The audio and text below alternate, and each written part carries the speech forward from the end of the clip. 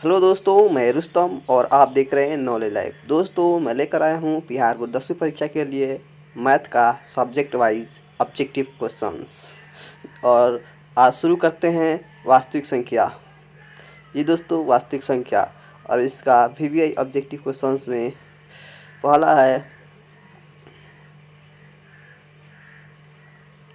Question है,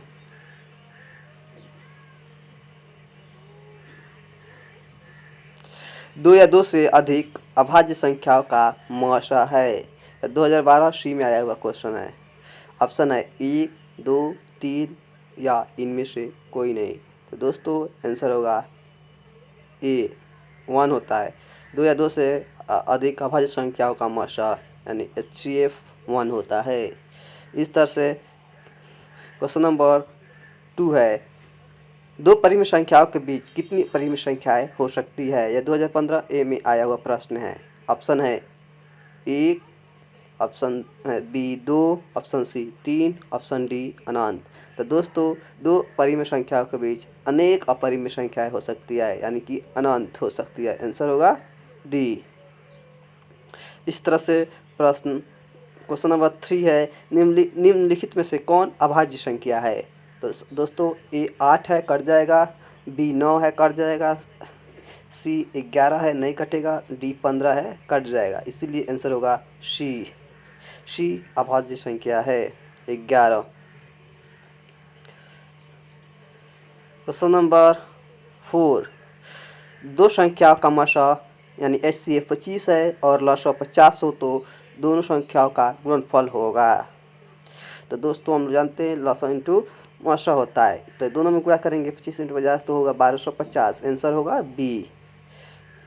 इस तरह से क्वेश्चन नंबर 5 है, निम्नलिखित में कौन अभाज्य संख्या है। ऑप्शन ए है 15, option B 12, option C 75, option D 23। तो दोस्तों 23 किसी भी संख्या से नहीं कटेगा, इसलिए ऑप्शन डी अभाज्य संख्या है। इस तरह से क्वेश्चन नंबर 6 है, निम्न में से कौन अपरिमित संख्या नहीं है। देखिए √11 अपरिमित संख्या है, √15 अपरिमित संख्या है, √4 5 परिमित संख्या है। यहाँ पे सी अपरिमित संख्या है नहीं है। इसमें √3 में से 3 निकल जाएगा इंटू 4 हो जाएगा 4 इंटू यानी 12 होगा, यानी ये अपरिमित संख्या नहीं है, ये परिमित संख्या है। इस तरह से क्वेश्चन नंबर 7,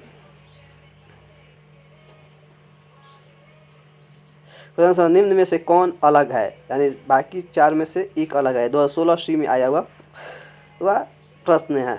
यह 5/3, बी है 4/2 यानी कटेगा तो 2, ये होगा 2/5, यह होगा 5/9 यानी कि सभी नहीं कट रहे हैं, सभी अपरिमित संख्या है, जबकि बी परिमित संख्या है। ये बिल्कुल अलग है।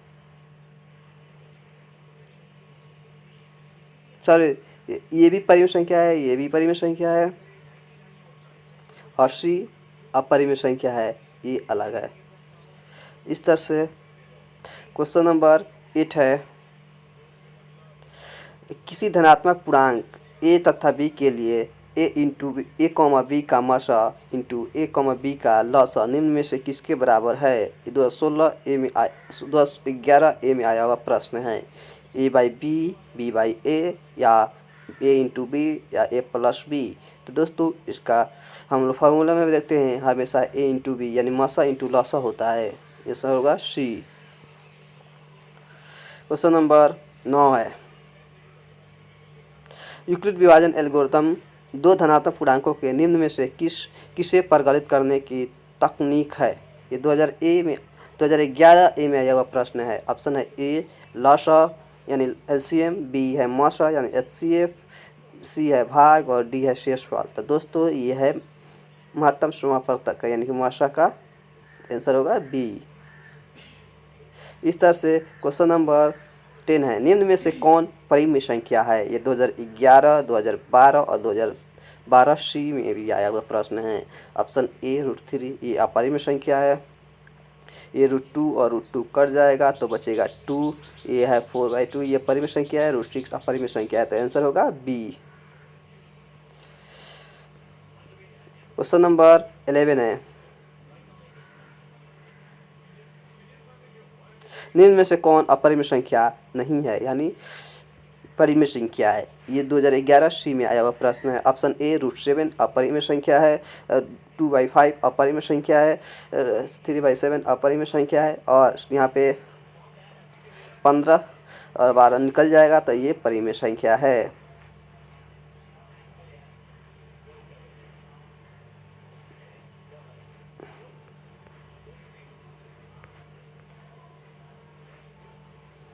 क्वेश्चन नंबर 12 है, दो क्रमिक सम संख्याओं का एचसीएफ क्या होगा। दो कंटिन्यू संख्या हो तो उसका एचसीएफ क्या होगा। 2011 सी में आया हुआ प्रश्न है। ऑप्शन ए है 1, ऑप्शन बी है 2, ऑप्शन सी है 3, ऑप्शन डी है 5। तो दोस्तों दो क्रमिक संख्याओं का एचसीएफ हमेशा 2 होता है। इस तरह से क्वेश्चन नंबर 13 है, 14 से 40 में 2 का अधिकतम घात क्या है। तो इसका हम लोग गुणनखंड करेंगे तो देखेंगे 2 का अधिकतम घात 2, 3, 5 इनमें से कोई नहीं, तो आंसर होगा सी 5 होगा। इस तरह से क्वेश्चन नंबर 14 है, निम्न में से कौन परिमेय संख्या है। देखेंगे ये निकालेंगे तो 7/8 निकलेगा, ये 9/9 निकलेगा, 91 नहीं निकलेगा, ये 7 निकलेगा, 101 नहीं निकलेगा, इसमें कोई नहीं निकलेगा, तो इसलिए आंसर होगा ए। क्वेश्चन नंबर 15 है, निम्न में से कौन सा संख्या अपरिमेय है। ये 6/8 निकलेगा, ये 1/9 निकल जाएगा, इसी तरह से ये नहीं निकलेगा, इसमें से 3/9 है ऊपर और ये 7 निकल जाएगा, यानी तीनों परिमेय संख्या है। ऑप्शन सी अपरिमेय संख्या है। इस तरह से क्वेश्चन नंबर 16 है, निम्न में से कौन अभाज्य संख्या है।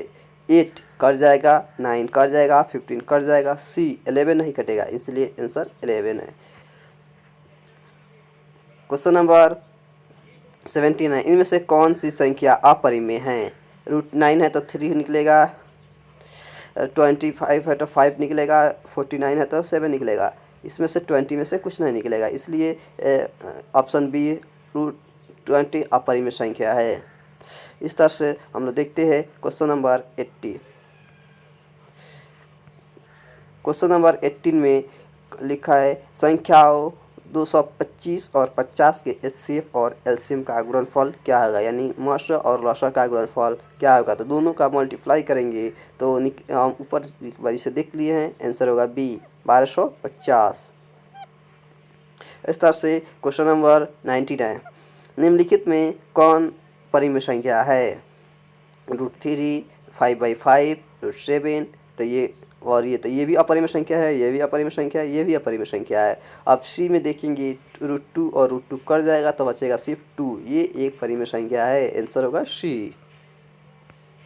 इस तरह से क्वेश्चन नंबर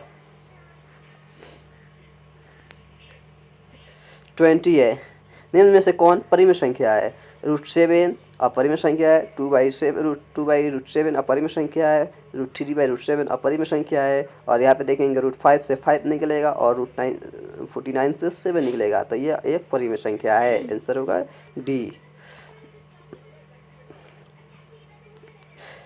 फिर क्वेश्चन नंबर 21, 6/15 का दशमलव प्रसार क्या होगा। तो इसका हर जो है उसको हम लोग देखेंगे, तो ये शांत है, अशांत है, अनावर्ती है, इनमें से कोई नहीं, तो ये दोस्तों शांत होगा ना, पाइप ऑप्शन होगा ए। इस तरह से क्वेश्चन नंबर 22 है, निम्न में से कौन अशांत दशमलव प्रसार है। यह 70/18, 3/8 और 169/20, 2000 इनमें से कोई नहीं, तो दोस्तों इसमें से आंसर है सी। इस तरह से क्वेश्चन नंबर 23 है महत्तम समापवर्तक यानी कि माशा ए कॉमा बी इंटू लघुत्तम यानी कि लसा यानी एलसीएम ए कॉमा बी बराबर हो तो मान होगा। तो दोस्तों हम लोग ऊपर ही देखें, इसका मान होता है ए इंटू बी, आंसर होगा सी। इस तरह से क्वेश्चन नंबर 24 है 625 के अभाज्य गुणनखंड में 5 के घात होगा। तो दोस्तों 625 को गुणा करेंगे 5 इंटू 5 इंटू 5 इंटू 5 50 25 25 125 25 625 यानी कि 4 आंसर हो रहा है ना। आंसर होगा 4 डी। नेक्स्ट क्वेश्चन है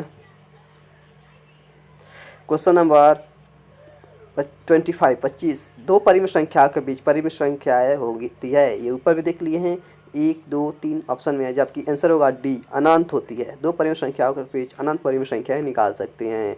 इस तरह से क्वेश्चन नंबर 26 है निम्नलिखित में कौन परिमित संख्या है। ये एक निकलेगा एक नहीं निकलेगा, इसमें एक निकलेगा एक नहीं निकलेगा, इनमें है इसमें से कोई नहीं है। तो आंसर होगा ए, इसमें 7/8 ऑप्शन ए है। इस तरह से दोस्तों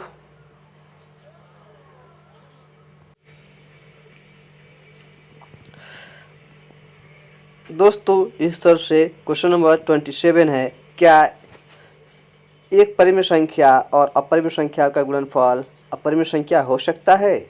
ऑप्शन ए है हाँ, ऑप्शन बी है नहीं, ऑप्शन सी है दोनों और ऑप्शन डी है पता नहीं। तो दोस्तों इसका आंसर होगा हाँ, हो भी सकता है और नहीं भी हो सकता है, इसलिए आंसर होगा सी, दोनों हो भी सकता है और नहीं भी हो सकता है।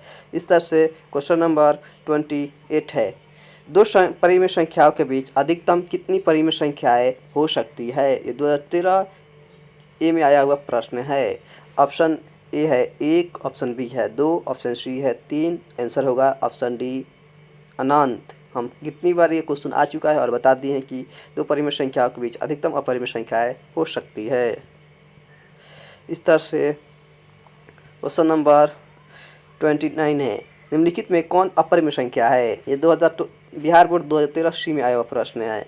ऑप्शन ए होगा 8/6, ये होगा 9, ये हैगा 7/3।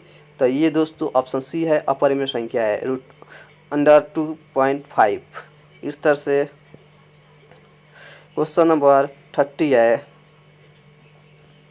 वृत्ताकार पथ पर 3 धावक एक ही स्थान से दौड़ना प्रारंभ करते हैं तो एक चक्कर लगाने में क्रमशः 3 घंटे 4 घंटे तथा 8 घंटे का समय लगता है। तीनों को प्रस्थान बिंदु पर पुनः मिलने में लगा समय होगा। ये 2014 ए में आया हुआ प्रश्न है। ऑप्शन ए है 6 घंटे, ऑप्शन बी है 8 घंटे, ऑप्शन सी है 16 घंटे और ऑप्शन डी है 24 घंटे। दोस्तों आंसर होगा ऑप्शन डी 24 घंटे। इस तरह से क्वेश्चन नंबर 31 है वृत्ताकार पथ पर 3 धावक एक ही स्थान से दौड़ना प्रारंभ करते हैं तो एक चक्कर लगाने में क्रमशः 1 घंटे 3 घंटे तथा 5 घंटे का समय लगता है। तीनों को प्रस्थान बिंदु पर पुनः मिलने पर लगा समय होगा। ये 2014 ए और 2015 सी में आया हुआ प्रश्न है। ऑप्शन है 3 घंटे, बी 5 घंटे, सी 1 घंटे और डी है 15 घंटे। तो दोस्तों आंसर होगा डी 15 घंटे। इस तरह से क्वेश्चन नंबर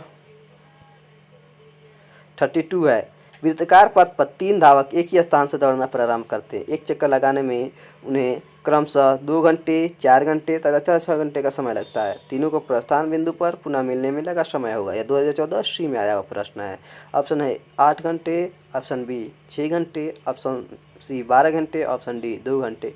तो दोस्तों आंसर होगा ऑप्शन सी 12 घंटे। इसी तरह से क्वेश्चन नंबर 33 होगा √2 है एक परिमित संख्या, अपरिमित संख्या, प्राकृतिक संख्या, इनमें से कोई नहीं। यह 2013 ए में आया प्रश्न है। तो दोस्तों √2 हमेशा एक अपरिमित संख्या है। बी आंसर होगा। इस तरह से क्वेश्चन नंबर 34 है, √3 है एक परिमेय संख्या, प्राकृतिक संख्या, अपरिमेय संख्या, इनमें से कोई नहीं। तो दोस्तों आंसर होगा सी, √3 एक अपरिमेय संख्या है। इस तरह से क्वेश्चन नंबर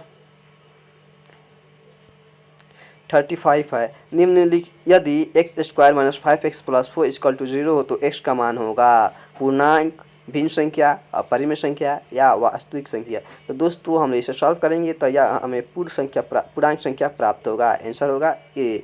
इस तरह से क्वेश्चन नंबर 36 है, 3√3 है एक पूर्ण संख्या, परिमेय संख्या, अपरिमेय संख्या, पूर्णांक संख्या, इनमें से कोई नहीं। तो दोस्तों आंसर बी है, यह एक अपरिमेय संख्या है क्योंकि √3 एक अपरिमेय संख्या है। इस तरह से हम लोग क्वेश्चन नंबर 37 देखेंगे। क्वेश्चन 37 है 1 2 1 1 2 1 1 2 1 1 1 2 डॉट डॉट डॉट ऐसे यह एक क्या है, परिमेय संख्या है, अपरिमेय संख्या है, पूर्णांक संख्या, इनमें से कोई नहीं। तो दोस्तों ये अनंत तक जा रहा है, इसकी कोई लिमिट नहीं है, यह एक अपरिमेय संख्या है।